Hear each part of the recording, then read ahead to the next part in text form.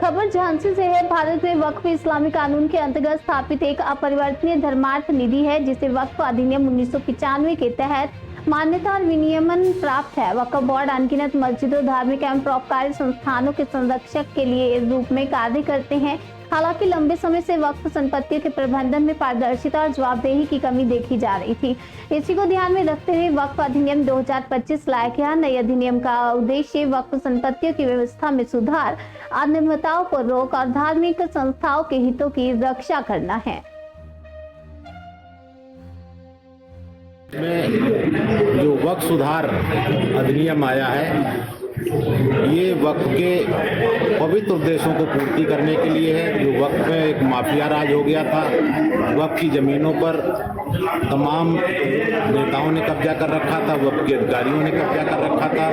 वक्फ को इतने अधिकार दे दिए गए थे कि वो किसी की भी जमीन को, सरकारी जमीन, किसी हिंदू के मठ मंदिर, निजी जमीनों पर जिस तरह से कब्जा कर रहा था, उसके विरुद्ध लोग न्यायालय नहीं जा पा रहे थे। जो नैसर्गिक न्याय और संपत्ति के अधिकार को उससे भी वंचित करता था। मोदी जी एक सुधार का कानून लाए हैं, जिसके बारे में कांग्रेस और उसके इंडी गठबंधन के समर्थक दल जिस तरह से नागरिकता संशोधन अधिनियम आने पर मुस्लिम समाज को गुमराह करने का काम किया था कि इससे मुसलमानों की नागरिकता चली जाएगी, आज 2 साल से अधिक हो गए, किसी एक की भी नागरिकता नहीं गई।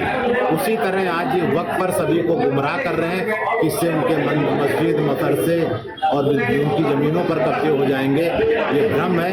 मोदी जी वक्फ को सुधार करके उसका सही हक पसमानदा, आगा खानी और बोरा समाज सहित जो भी गरीब, मजलूम, विधवा महिलाएं हैं, उनके लिए उपयोग में आए, इसके लिए संशोधन करके लाए। उनके भ्रम को दूर करना, इसके लिए भाजपा एक जन जागरण अभियान चलाएगी जो 5 मई तक चलेगा। हमारे जनप्रतिनिधि, हमारे पार्टी कार्यकर्ता अलग अलग स्तरों पर इसको समाज को अवगत कराएंगे कि आपकी भलाई के लिए, और जो माफिया गलत तरीके से उस संपत्ति का उपयोग कर रहे थे, उससे उनको बचाया जाए। सर, क्या लगता है कारण से ये जो वकील हो, जिसका पूरा हिसाब आवे कि उसके कैसे जमीन है, उसको एक प्रमाणित करके तब वो दान कर सकता है। और दान की हुई जमीन अगर कोई विवाद है तो 90 दिन के अंदर वो न्यायालय जाने के लिए अधिकृत किया है। इसकी जमीन अगर कोई सरकारी जमीन है, सब पूरी वक्त की जमीनों का डाटाबेस तैयार होगा, सब कंप्यूटराइज आएंगी। किसने दान किया है, किसको दान किया है, क्या वो उसका मालिक था, जितने गलत का तरीके से हुए, उन सब चीजों का एक हिसाब आएगा। और इसी कारण से जिन बड़े लोगों ने वक्फ की जमीनों पर कब्जे कर रखे थे, वो आम गरीब मुसलमानों को भड़काकर, जैसे सीए में विषय आया था, उसी तरह भड़काकर एक माहौल खराब करने की कोशिश कर रहे हैं। भारतीय जनता पार्टी मुस्लिम समाज के बुद्धिजीवियों को, मदरसा के छात्रों को, उनके मुस्लिम स्कॉलर को, उद्यमियों को, व्यापारियों को, सभी को समझाकर कि ये गरीबों के हित में है, और वो माफिया लोग जो आपकी संपत्तियों पर कब्जा कर रहे हैं, उसे छुड़ाने के लिए वक्फ सुधार अधिनियम आया है। इसका भारतीय जनता पार्टी व्यापक प्रचार प्रसार करेगी। हमारे सभी जनप्रतिनिधि, पार्टी के लोग, आप मीडिया के माध्यम से जो भी उनके सवाल होंगे, उनके प्रॉपर जवाब दिए जाएंगे, ताकि कोई भ्रम पैदा करके समाज को गुमराह ना कर सके। ये सारे विषय हम लोग वक्फ सुधार पे जो आए हैं, इनको जनता के बीच ले जाने के लिए ये अभियान चल रहा है। इसी संबंध में आप सबको आमंत्रित किया गया था कि आप भी इसके तर्क को सही से समझें, क्या था और इससे क्या क्या कठिनाइयां आ रही थी, कैसे कैसे स्थान पे केरल में, तमिलनाडु में, तिरुचिरापल्ली जिले में 1500 साल पुराना भगवान चंद्रशेखर स्वामी का मंदिर है। उस गांव पर और मंदिर पर कब्जा के पूरी दावा कर दिया वक्फ बोर्ड।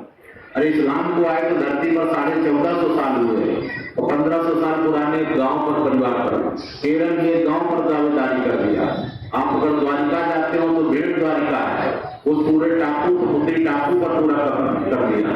ऐसे जगह सुप्रीम कोर्ट को कहते हैं कि हमारा अभी कुंभ हो रहा था, तो कुंभ को कहते हैं वक्फ की जमीन पर है, संसद भवन की जमीन को। यानी धीरे धीरे पूरा एक भारत में जो लैंड जिहाद का खेल चल रहा था, किसी भी जमीन को कह दो। और कांग्रेस ने 2013 में जाते जाते दिल्ली के 123 जमीनों को कैसे उनको वक्त के नाम कर दिया था।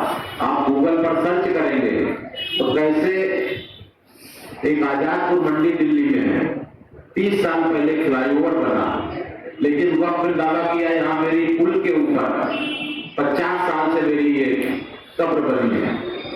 पुल को बने 30 साल में